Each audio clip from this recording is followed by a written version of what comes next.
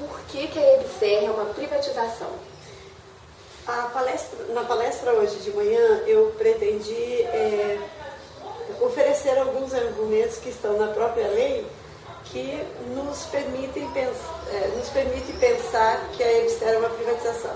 A primeira delas é que a lei da EBSER, de dezembro de 2011, é uma reedição modificada da MP, da medida provisória de dezembro de 2010 de Lula. Como essa medida provisória caducou, a presidente Dilma enviou ao Congresso o projeto de lei que acabou sendo aprovado. Na medida provisória, era muito clara a privatização, era explícita, era juridicamente posta na lei. Dizia o quê? Que a Empresa Brasileira de Serviços Hospitalares se constituiria como uma sociedade por ações, e sociedade por ações opera por ações vendidas em bolsa de valores, vendidas num determinado espaço do mercado que é uma dimensão financiarizada da vida. Bom, isso, por conta das lutas, não aparece do mesmo modo na lei que foi aprovada em dezembro de 2011. Mas aparece na lei a seguinte formulação: a EBSER é uma empresa de capital unipessoal, quer dizer que a EBSER, a holding, ela é de capital integralmente estatal, mas os argumentos são oferecidos abaixo, em outros artigos, os argumentos da privatização. Por exemplo, no parágrafo 2, salvo erro da lei, no parágrafo 2 ao artigo 1º, ele diz o seguinte: a EBSER poderá ter subsidiárias. Se a EBSER é a empresa para gerenciar os hospitais, por óbvio, quem será a subsidiária? Ou quais empresas serão subsidiárias? Por óbvio, os hospitais universitários. Ou cada hospital, ou um conjunto de hospitais de uma determinada universidade. Eu sou professora da Universidade Federal do Rio de Janeiro, como você já disse, e lá temos 8 hospitais. Suponho, pela leitura dos documentos, que a UFRJ pode ter uma subsidiária que englobe todos os hospitais, ou pode ter uma subsidiária para cada hospital. 8 subsidiárias poderia ter. Então, a subsidiária revela a privatização. De que modo? A subsidiária é definida a sua natureza, como ela funciona, o que ela deve ser, não na lei da EBSER, mas na lei 6.404, que é a lei das sociedades anônimas. É a lei que regulamenta, estrutura e diz o que são as sociedades anônimas.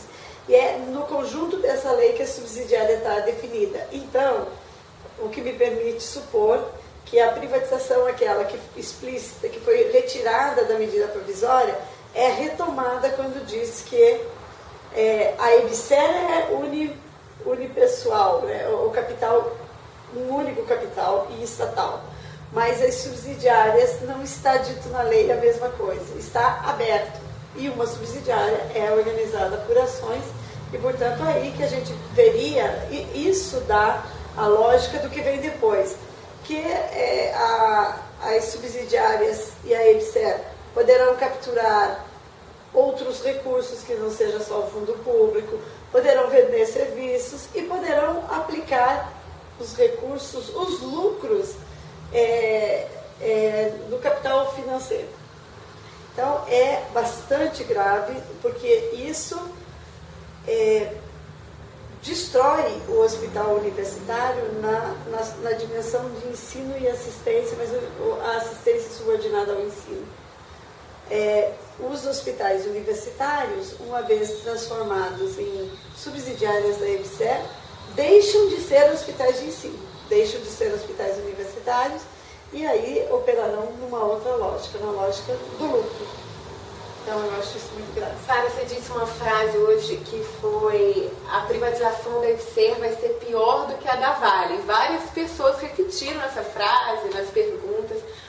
Por quê? Qual é a gravidade disso? Eu afirmo isso. É uma afirmação impactante, né? Mas acho que ela é importante. Porque foi tão traumática a privatização da Vale, todo mundo lembra. Da Vale, isso. A Vale emblematiza aquilo que eu tenho chamado de privatização clássica, que é a venda sem disfarces de um capital estatal que era fundo público, que foi constituído como fundo público e que, num determinado momento, se entrega para um dono por um leilão, né?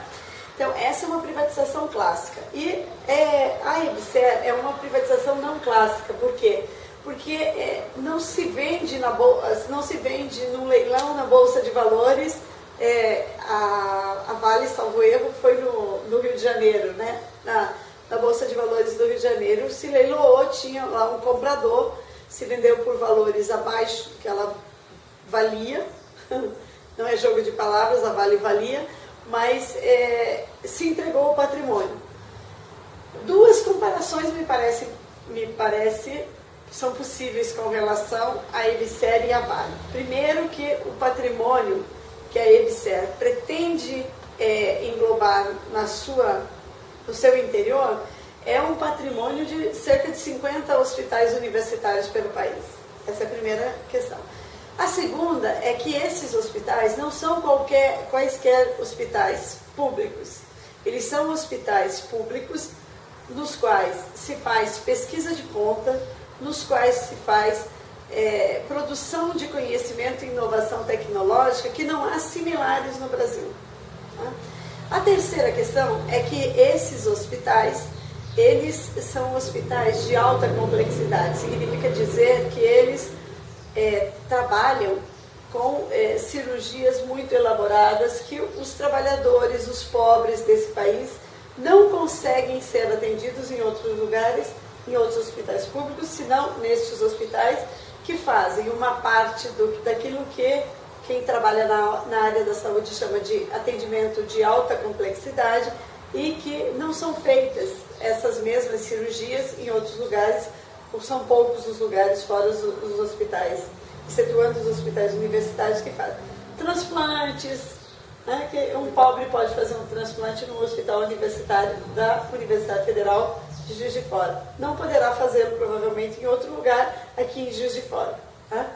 Então, o terceiro argumento é esse, porque esses hospitais têm um acúmulo de conhecimento e de capacidade operativa para fazer essas cirurgias, esses procedimentos altamente complexos que os pobres não encontrarão em outros hospitais públicos.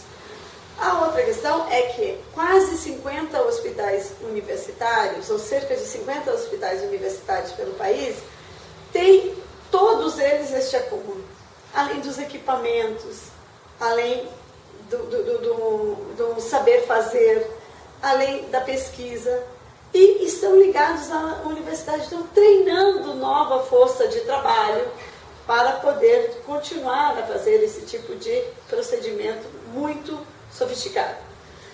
Se nós tomássemos esses 50 hospitais e transformássemos numa única coisa, certamente, numa única empresa, num único negócio, certamente os valores não ficariam nada a dever para os valores da Vale do Rio Doce, em termos monetários.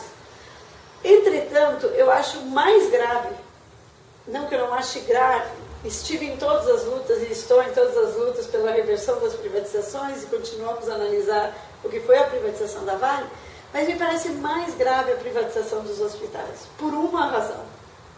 Porque esse conjunto de hospitais, com limitações, com dificuldades, com críticas que nós mesmos fazemos, principalmente por não ser mais público ainda do que não ser maior, não atender mais gente, é que estes hospitais privatizados, eles atingem diretamente a força de trabalho, mais do que a Vale do Rio Doce, que atingiu aos trabalhadores da Vale, aqueles trabalhadores, aquela fração da classe trabalhadora empregada pela Vale.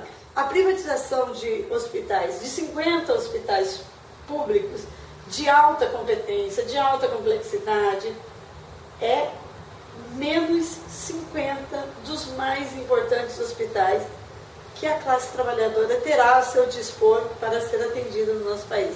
Então, a gravidade é econômica, ideológica, política. É muito mais grave privatizar esses hospitais do que ter privatizado a Vale, que é enormemente grave. Mas essa diz mais respeito às condições, à piora das condições de vida da população e ao aumento da exploração dos trabalhadores, da classe trabalhadora em seu conjunto. Eu tenho dito também que um conjunto assim, que uma quantidade tal de hospitais, cerca de 50 hospitais universitários, nestes moldes não há nas Américas, não há sequer no Canadá.